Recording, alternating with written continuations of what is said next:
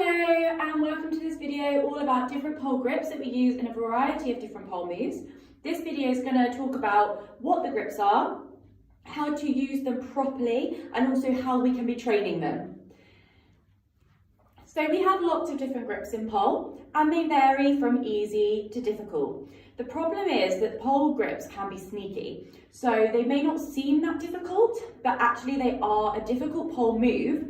And if we haven't built up the strength and we don't have the proper technique, they can really easily lead to injury. So the two most common grips that I've seen lead to injury are our bracket grip, where our lower arm and lower wrist can often see a lot of injury, and also our twisted grip, where we can see a lot of injury through this shoulder. So these are two quite advanced grips. Our twisted grip is what I would consider to be a very advanced grip. You need to be an advanced poler before you are looking at using that grip. So with all of our grips, there is a proper technique. At no point in our grip are we just placing the hands and squeezing and hoping for the best. In every grip, we need a proper muscle engagement, and we're going to talk about where we need to be engaging and different visualizations that we can do to help us make sure that we are engaging through the right place. With these grips, one of the issues that can lead to injury is that sometimes we can use other muscles which are strong, or even our very own anatomy, so that it feels like we're doing the grip and doing it properly, but actually what we're doing is load bearing something that isn't wanting to be load beared, and because of that it's going to cause injury. So two prime examples of that would be in my bracket grip, if I am locking out the arm here, so I'm not using strength, I'm literally using the anatomy here of my arm, the very structure of the bones, and I'm using that to push.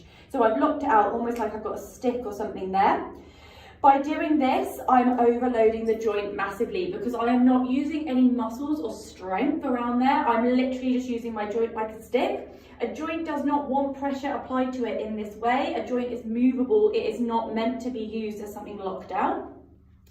Another example of how we can cause injuries often in these exercises would be where we have a lot of strength in our body, but perhaps we have one or two or more core muscles or even connectors which are not as strong. So again, we could be looking at bracket grip here.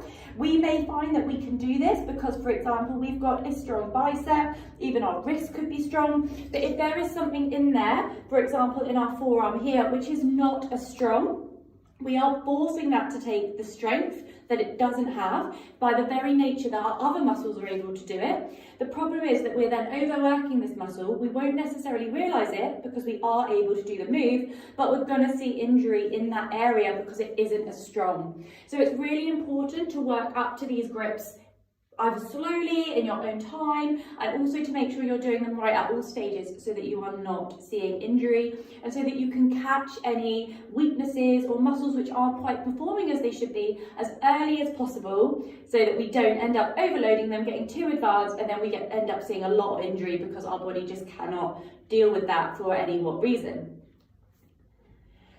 So the first grip that we're going to look at is our half bracket grip. So this is our sort of basic beginner pole grip that you will see a lot in beginner spins. I'm just going to turn my back to the camera so you can see here. So the first thing, what I think is super important here, is that in this we are always engaging through the shoulder and I'm pulling it down into my back. I always tell my students to imagine that this arm is about to weight bear or it is weight bearing. If you're stood like this, and imagine your weight hanging off that arm. Think, could my arm in this position take my weight? The answer is no.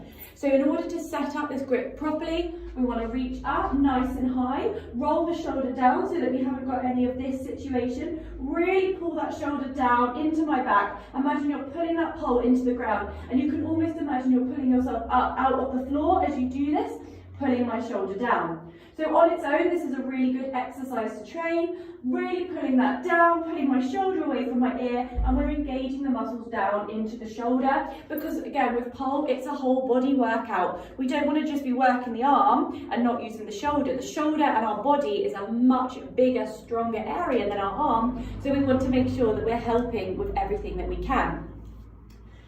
With our lower arm, and a lot of people will teach like this, they will tell you in a lot of grips to think of it as a push-pull motion. That helps us get more control, and it also helps us to make sure that both arms and all the muscles that we need are engaging, because it's all well and good, this top arm pulling down, being engaged, doing everything, but if we're putting this bottom arm on and we're just letting it hang, it's not then helping. So we're still then overloading the top arm, and even with the best will in the world, we could end up with an injury because we're taking more weight than we need to, and that is comfortable for us. Basically doing a one-handed spin. So with our bottom arm and a cross bracket grip, I call it the cross nipple grip because it wants to be about across our nipples. Obviously this may vary slightly depending on your body type, but it wants to be about there. If it goes too high, it is becoming a weight-bearing arm and its function would be completely different. So its function would then be pulling down with the top arm, and you see this in moves like a climb or in a side climb where we want both arms to be doing the same motion and pulling down to help us lift our weight. But in spins, we do not want that. We want the arms to have different functions. So the other thing to check here is that my wrist is nicely aligned with my hand.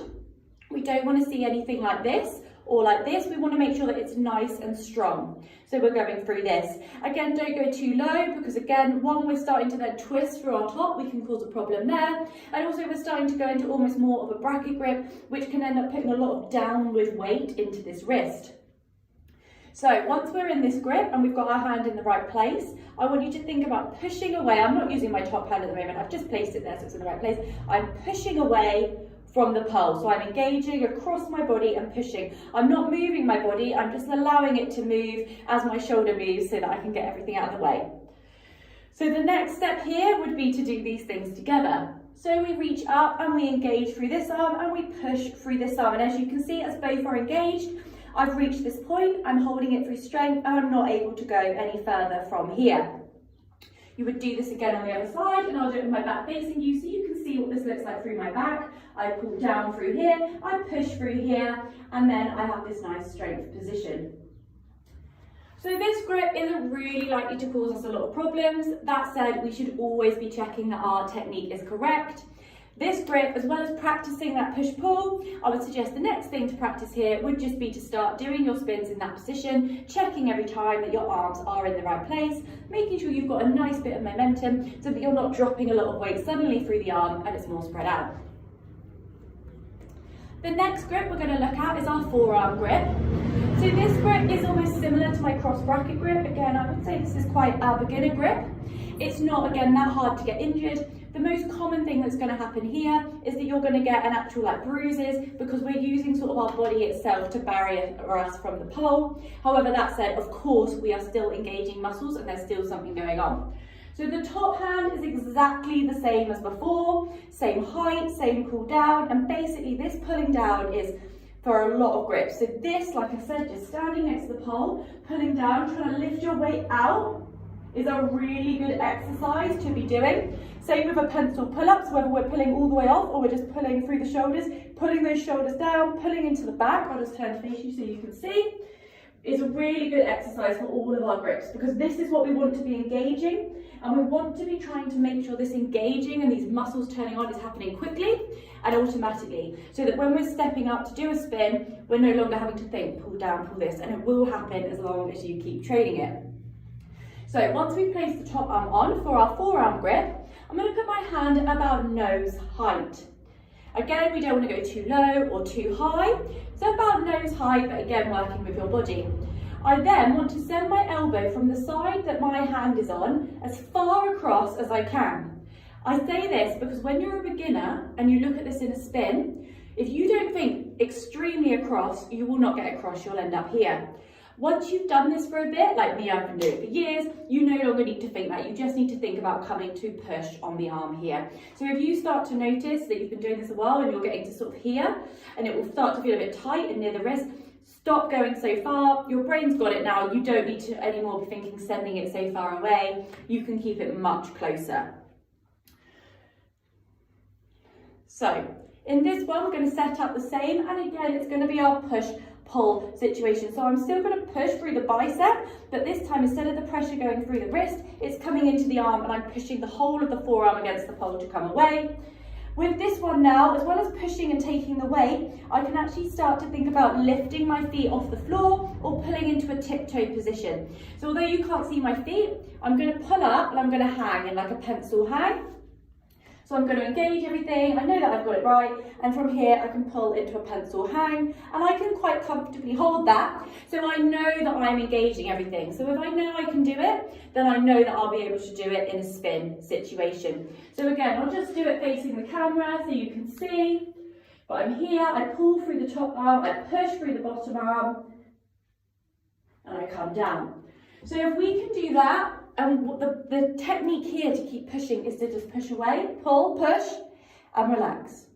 Pull, push, and relax. If you're not able to pull your shoulder away from your face, you need to bring that arm a little bit lower because you do not want to be doing this. Your head, you should have a nice gap here. So from there, we're going to move on to our bracket grip. Bracket grip is definitely sneaky. It looks a lot easier than it actually is. You need quite a lot of strength and good technique to do bracket grip. Also because we do not just use it in spins, we use it in a variety of static moves, which by very nature often applies more weight because we haven't got that rotational momentum, which is sort of lifting us and making us feel a bit lighter. So with all of these grips, I'd always recommend you come to the pole still first, find where you want to be, practice your engaging, make sure things are turning on as they should be. And once you've done that, I'd recommend practicing them in spins before you move on and practice them in anything harder. If you feel any pain in these grips, please stop. Speak to your instructor, speak to a doctor. Do not push through if you feel a pain. We have muscular pain, we have bruise pain, but anything internal, you do not want to be feeling that, please stop. If you're practicing these grips and for example this feels weird and you don't feel comfortable, I wouldn't move on. Until you've got fairly solid there, I wouldn't try and think, oh, let me look at adding more into this grip. Let's work on that grip first, make sure that things are engaging and we've got the strength before we then start adding more in, because as soon as we start adding things in, same with bracket grip, which we'll move on to and I'll explain. So our bracket grip, we can stand here, we've done the bit, we've practiced our bracket grip, we're in the right place. When we spin, it is highly likely that with our brain thinking about so many other things, we're going to forget what we need to do exactly here. We're going to forget what it is. So we're going to end up with bad technique, the top arms will be pulling because our brain's trying to do so many things at the same time. So it always helps to recap and re-go over these things. Bracket grip. Top arm, exactly the same as before. Bottom arm, magic finger pointing down towards the bottom of the pole, and the key thing here is to not lock out your arm. So if you are hypermobile as well, which means that this part of the arm is going to drop lower than here, it is even more important, okay? Because that joint is a bit looser, which means that if the muscles aren't around it, it's much easier for it to get damaged because it's looser already. If you imagine something being loose, it takes a lot less to shake it and break it than it would if something was tighter together. So the key thing is we want the power to be coming from our bicep, and we should feel that bicep engaging. So for this move, the first thing I'd suggest is putting your hand down with a slight bend in the arm, and we're going to really practice pushing that pole away.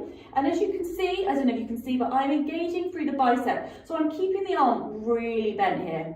And it doesn't matter, and we can go to more straight and then start engaging, but the more straight we are, the more we're using the lower arm, and the more our arm will be tempted to go, oh, okay, I've got it. We do not want that. So keep it really bent to start and just practice that push and engage. Push and engage, make sure it's the bicep, then we can get straighter, push and engage, making sure that we're not locking out the arm. The arm can be almost straight as long as I'm not locking it out. So it's not about keeping it bent, it's about not locking that joint and making sure we're using muscle, not bone, to hold us there. Once you've done that, it's very similar to what we did with our forearm grip. We're going to find our placement on the pole. I always say with bracket, it wants to be nice and even. So if this hand's here, this one needs to be here. You do not want to be too wide. This is going to be really hard, but also you don't want to be body into the pole. So just about, I don't know, a foot away from the pole is about right, so that I can pull that arm down and push through that bottom arm. So just practice for a second, pulling this one down and pushing through this one. If anything is hard, reposition and see how you get on. Once we've found that grip and we know where we want it to be, we're going to practice doing both arms at the same time. So top arm and bottom arm, I'm going to push and come back. I'm going to push and pull, Pulling that shoulder down, just like we've done everything else, pushing through that bicep, coming down. Once you've done that a few times, we're then going to try and do our lift off the ground in our pencil position. This is, again, it's quite hard. We're hanging our body weight. Things are going to be tempted to hang. So I really would be tempted, if you've got the real push-pull and you really feel things are engaging, I'd probably give it a couple of go-on spins. Check you're still comfortable with it in like a moving, more weight-bearing position before you go on to this move. With anything, if this is the first time you're learning it or you're finding it tough, the key thing is little but often. So come back, maybe start training this every time if we're still working on where we need to engage. Couple of spins, make sure we're doing everything on both sides, and then stop. Don't come to a session thinking, oh, this session I'm going to work on bracket grip. Because one, that's not good for any part of the body. We don't want to be overworking anything. But also, if we're still training the strength, all we're going to do is make muscles tired so they can't work. And then we're going to end up injuring ourselves. So again, hand comes up, magic finger down, and I'm going to push, pull, and enable myself to lift off the ground. And then I'm going to lower back down. Again, make sure your wrist is okay. Another thing, if your hand is too high, is that you're putting a lot of pressure into the wrist. And it shouldn't be like that. Again, we should have a strong push down with things aligning so that I can put my weight and really push everything straight, not have any awkward bits, because anything awkward is going to stop me pushing, and then I'm going to have to start relying on the joint and other smaller things to help me hold that position. So that is our bracket grip. It is so important that you do spend the time to find your correct placement and find your push-pull and make sure you are not locking that arm out and you're not putting pressure on the wrist. I have seen this injury happen so many times to different people. It is just not worth it. There is no rush to find your bracket grip and be able to do it. Take your time, get comfortable with it, and then you can start progressing up, okay? But you can start training every single one of these grips from day one. So even if you've not pulled before, even if you're a beginner, if you've got a pole, you can come and you can practice those positions, that push-pull, keeping the feet on the ground. Just don't lift your body off at this point. Just keep the feet on the ground, but that is going to put you in great stead for when you are ready, because your muscles are going to engage. You're going to know your own body really well to know where your hands need to go on. Finally, we're going to have a quick look at twisted grip. So twisted grip is something that is quite questioned often in the pole world because it has led to so many injuries for so many different people. It's not a grip to be scared of. The main issue with twisted grip is people trying to do it too early and before they've built up strength.